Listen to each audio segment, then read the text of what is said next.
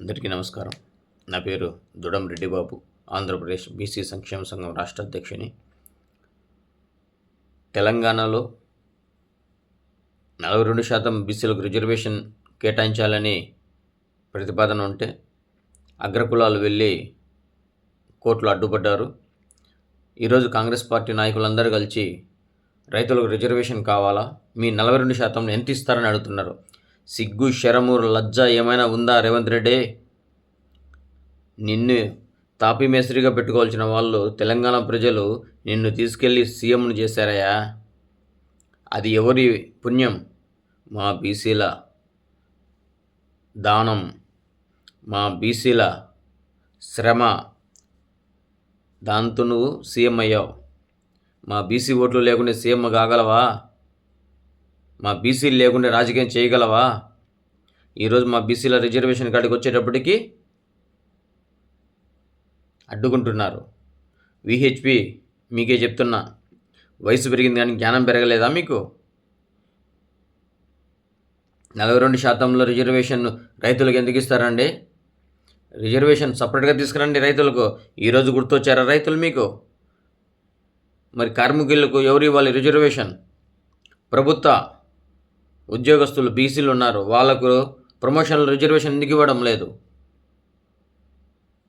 అది కూడా అమలు చేయండి.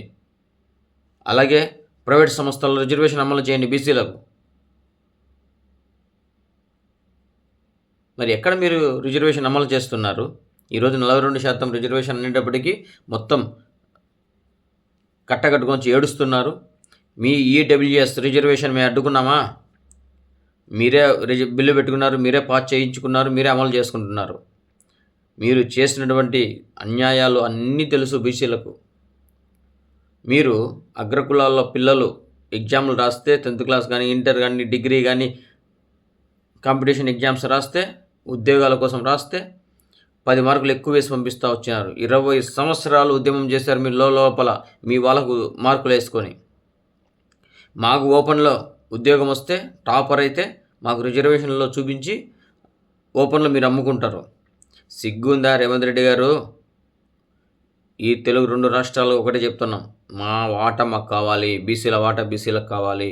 స్థానిక సంస్థ ఎన్నికల్లో 34% రిజర్వేషన్ అమలు చేయాలి.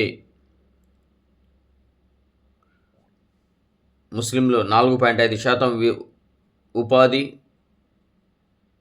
విద్యలో మాత్రమే రిజర్వేషన్ ఉంది వాళ్ళకు. రాజకీయంగా రిజర్వేషన్ లేదు, దాన్ని తెచ్చి బీసీలో కలపొద్దు. మళ్ళీ చెప్తున్నాం, మా వాటా మాకు కావాలి, మేమెంతో మాకంతా. బీసీ రిజర్వేషన్ జోలికి వస్తే ఊరుకునేది లేదు. ప్రతి ఒక్కరికి హెచ్చరిస్తున్నాం. ముఖ్యంగా బీసీ సోదరులారా, నిద్ర లేచి చూడండి. మన రిజర్వేషన్ కాడికి వచ్చేటప్పటికి వాళ్ళకి ఎంత కడుపు కుట్రో, ఎంత కడుపు మండుతోందో, ఎంత నొప్పి పుట్టుతుందో చూడండి. ఇప్పటికైనా రాజకీయ పార్టీల్లో పనిచేస్తున్న బీసీలారా, బీసీ ఎమ్మెల్యేలారా, బీసీ ఎంపీలారా, సిగ్గు తెచ్చుకోండి. ఇప్పటికైనా నోరు తెరవండి. పదవి పోతే చచ్చిపోరు. బీసీ జాతి కోసం పోరాడండి, మాట్లాడండి. రోడ్డు మీదకి రండి రాజీనామాలు చేసి. ఎక్కడ ఉందా రిజర్వేషన్? దేంట్లో ఇస్తున్నారు బీసీలకు రిజర్వేషన్?